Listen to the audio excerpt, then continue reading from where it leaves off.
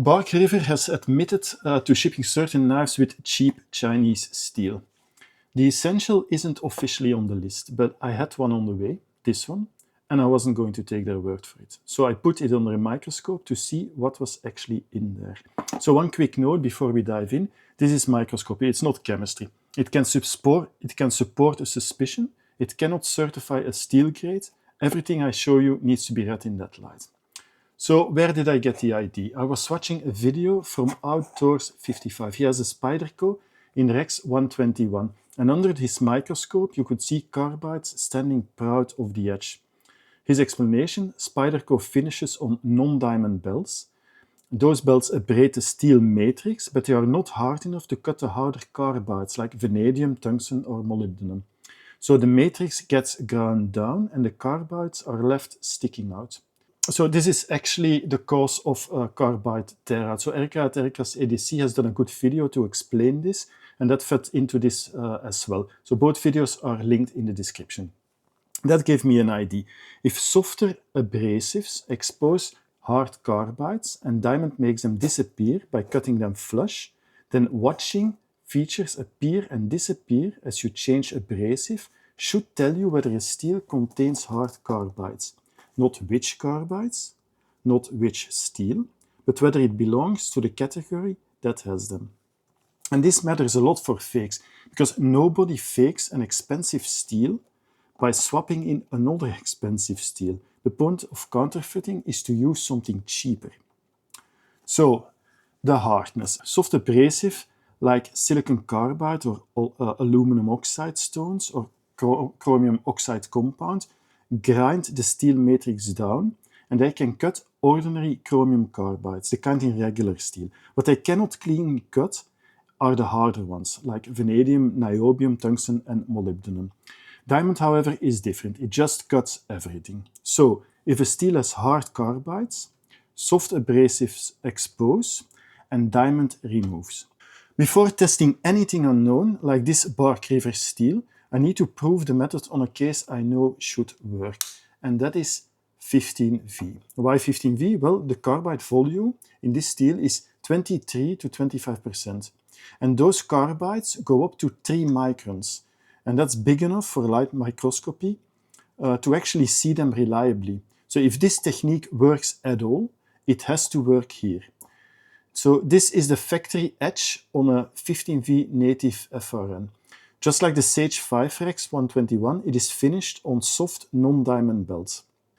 There, you can see it, the bright dots between the scratch lines. That's what we're tracking through this entire video. So here we see the same edge after a full diamond progression. So let's see them next to each other. As you can see, the dots are mostly gone. So soft abrasive exposes and diamond removes. Could those dots have been something else? Perhaps reflections, bumps? Let's make sure and let's run a waterstone over the same edge. So here we can see that the dots come back. Perhaps even more clear than the factory edge. I did use the waterstone properly to make sure enough matrix was removed. So here is a picture that shows the effect of 3.5 micron green chromium oxide compound.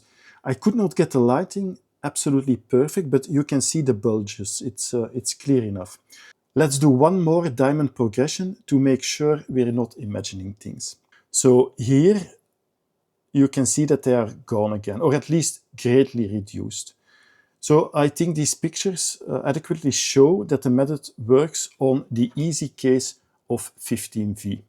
So now the question is whether this still works on MagnaCut, where the carbides are much, much smaller. 15V was the easy case. MagnaCut is the hard case, only 8% carbide volume. Carbides are sub-micron to about 1 micron in size, right at the resolution limit of light microscopy. So before I can ask whether this Bark River shows MagnaCut behavior, I need a reference. What does real MagnaCut look like in my microscope, on my setup and with this method? For that I'm using this giant mouse. It's a reliable company with its reputation intact and no commercial reason to fake the steel. We will be using 2 different lighting setups. So Here we see the edge after a 3000 grit waterstone. You can see some spots in between the ridges and the scratches. This is a focus stacked picture, and when we blow it up, we can see that there are a lot of dots and speckles that might potentially be carbides. Potentially, because at these sizes, we just cannot be sure. So let's see what happens after we sharpen on diamonds. And this is how it looks after sharpening on a diamond. It's clearly more even, and there are definitely way less spots that are carbide candidates. So it's definitely pointing in the right direction. So let's put them next to each other and show them under high magnification. So clearly there is a difference between them. All right, let's take a look at the second lighting situation and see if we can get similar results. Again, after the waterstone, as you can see, there are many white specks and spots. When we measure them, they are about the right size. Of course, that does not prove anything. Let's see if they disappear after using diamond progression. So here is a shot after the 4000 grit diamond stone. Most of the white spots have indeed disappeared. And again, this shot was taken under the same lighting as the previous one. Here you can see them next to each other and under much higher magnification. As you can see, the difference is quite clear. So the waterstone surface has scatter distributed across it, and the diamond surface does not. It's the same direction the 15V went, it's just weaker. With smaller carbide size, you're working at the resolution limit, so the signal reads more like finely distributed texture than like clear, discrete dots.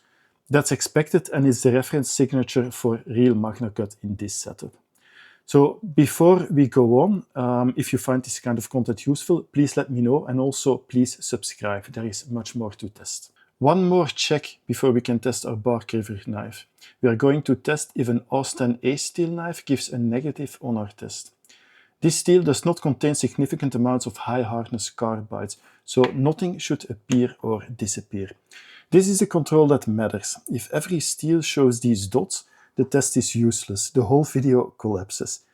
If the method actually detects hard carbides, AUS-10A should show nothing.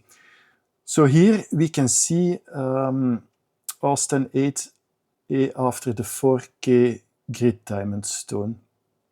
So there are no dots to be seen. That is good. So now let's move on to the waterstone. So this is the waterstone. At first sight, it looks very similar to our first image, except that I messed up the angle again. I do tend to do that. I think we're in the clear. This is probably the most important test in the whole video. A low carbide steel run through the same protocol does not produce the bright dot signature. It looks like the method can differentiate. The pattern is not just what any steel looks like after a waterstone. Now we can take a look at the bark river essential.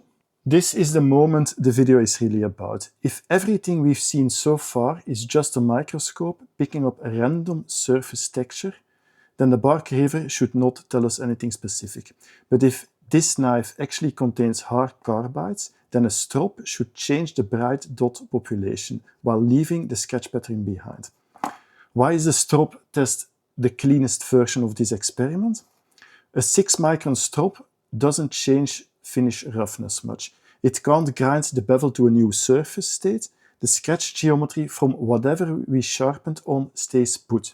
What a stropped compound can do is flatten anything standing proud of the surrounding surface, burrs and other things, and in this case hopefully carbides. Here is the bark river edge sharpened on non-diamond abrasive, and we can see the typical dots. On their own, of course, they prove nothing. And here, the same edge after the 6-micron strop. So the same sketch line, the same vertical geometry, and the same spacing, but the bevel is darker, cleaner, less of the distributed scatter that was there before. And this is using the exact same lighting as the previous picture. Let's magnify this. So there they are. The bright spots between the scratch lines, some in small paired clusters, exactly the kind of distribution you would expect from a powder metallurgy steel. And then after stropping, you can see that the population is reduced. So the scratch pattern is unchanged, the dots are reduced. The strop didn't change the finish, it acted on something protruding from it. So I'm calling it. The microscope cannot name the alloy, but it can show whether a steel behaves like a hard carbide PM steel or like a low carbide stainless. This Bark River behaves like the first one. The giant mouse, which I know is a real MagnaCut, behaves like the first one. The AUS-10A behaves like the second one. So whatever steel is in this knife, it's in the category that contains hard carbides. And if you're trying to cheat a buyer of a MagnaCut knife, you probably don't swap in another expensive hard carbide PM steel. You save money, you use something cheaper. Something that would look like the AUS-10A I just showed you. Of course, in the case of Bark River, history has shown that everything is possible. Anyway, I'm calling this one real MagnaCut. So if you like this video, please like and subscribe. And if you're interested in this microscopic comparison, have a look at this video comparing wooden and leather strop. See you guys later.